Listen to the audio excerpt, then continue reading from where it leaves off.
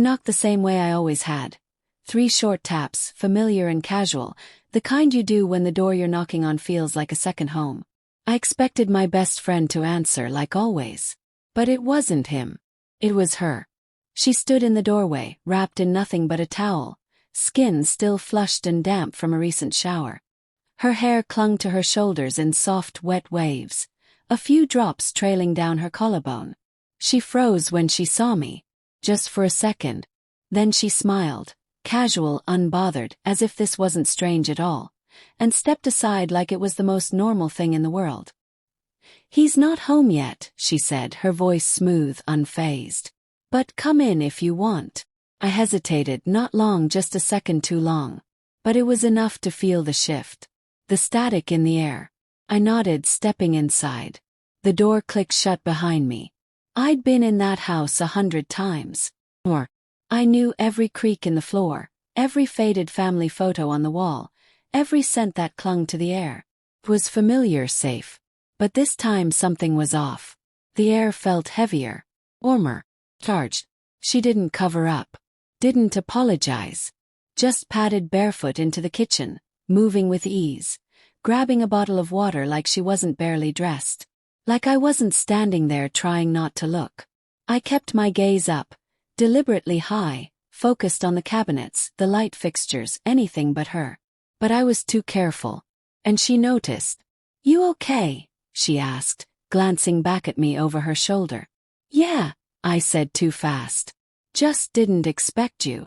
She laughed softly, a sound that felt more intimate than it should have.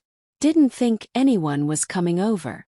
I lingered awkwardly by the counter while she moved into the living room, towel still clinging to her like it belonged there. I didn't follow. Couldn't. My heart was thudding in my chest, and I didn't even know why. Not yet. She sat on the couch, legs crossed, the fabric of the towel slipping higher than it should have, like it didn't care. The sunlight filtering through the blinds caught the curve of her collarbone, the line of her leg, and I told myself not to look, not to think, not to feel anything. But I did. She started talking about the weather, about work, about some show playing quietly in the background. I tried to focus on her words, to stay grounded, but my mind drifted. To the way she tucked a strand of damp hair behind her ear. The soft curve of her neck when she tilted her head. The way she smiled when I finally sat down across from her. I told myself this was still just a normal day.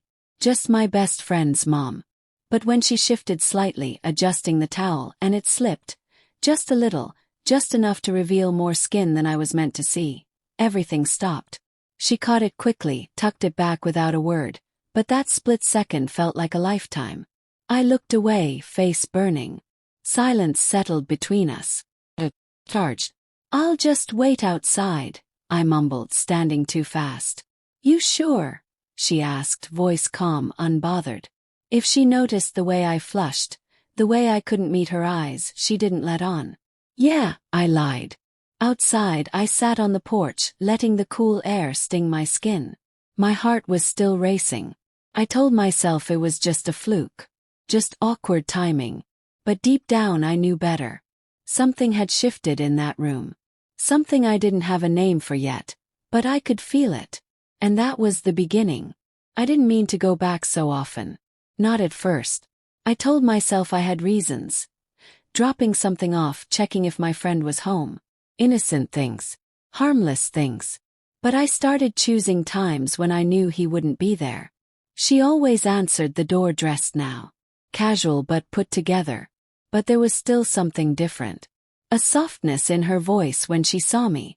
A flicker in her eyes that lingered too long. She started making me coffee, asked how school was going. Really asked. And listened. Listened in a way that felt rare. Precious. I started talking more. About things I hadn't told anyone.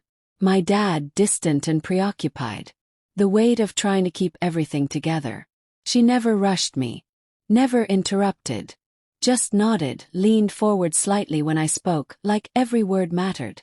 One day I mentioned fighting with my girlfriend. I didn't go into detail. Just said it hadn't been great. "You deserve someone who really sees you," she said simply. That line stuck with me. She opened up too in small pieces. Told me how the house felt too quiet these days. How marriage wasn't what it used to be. People change, she murmured once, staring into her mug. Sometimes you realize you gave up more than you meant to. I didn't know what to say. But I stayed longer that day. I started noticing the small things. The scent of her perfume. The way her hand brushed my arm when she laughed. How she remembered how I liked my coffee better than anyone else. It didn't feel like coincidence anymore. One time I helped her carry in groceries. Normal. Routine. But when she handed me a bag, her fingers lingered on mine. Held. Searched. Then let go. But something passed between us in that second.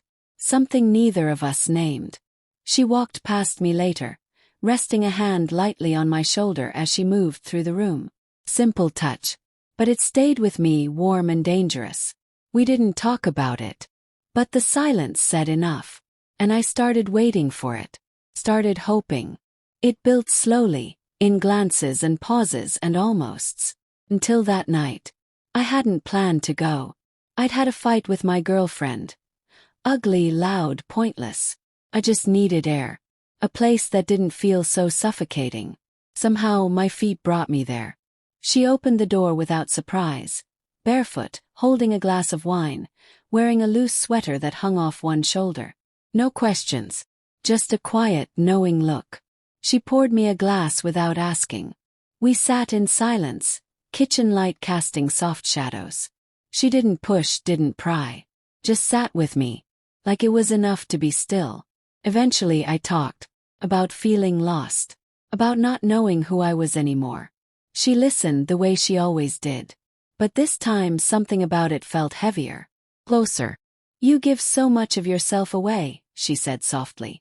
To people who don't even know what they're holding. Then she moved closer. Not much. Just enough. Her hand found mine. Steady.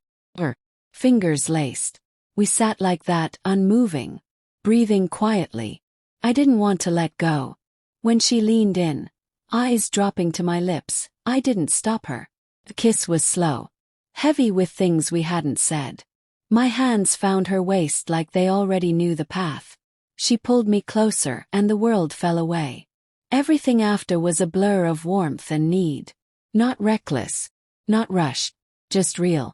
Every touch deliberate. Every breath shared. When it ended, she lay beside me, back turned. I stared at the ceiling, drowning in silence. We shouldn't have, she whispered. I nodded, even though she couldn't see. But I didn't move. Because in that moment, I didn't regret it. And that terrified me more than anything else. I stayed away after that. Avoided the house. Ignored her messages. My chest clenched every time my phone buzzed.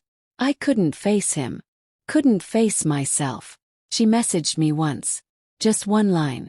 I'm not mad, but it can't happen again. I never replied. My relationship fell apart. My best friend stopped calling. The silence grew. And with it, the weight of what I'd done. No one ever found out. But something still died. Something that can't be replaced. I think about her more than I want to. In quiet moments. In fragments of memory. In dreams I wake from with my heart racing. I betrayed someone who trusted me. Crossed a line I can't uncross. And even if the world never knows, I do. Some choices don't explode. They echo. This is mine.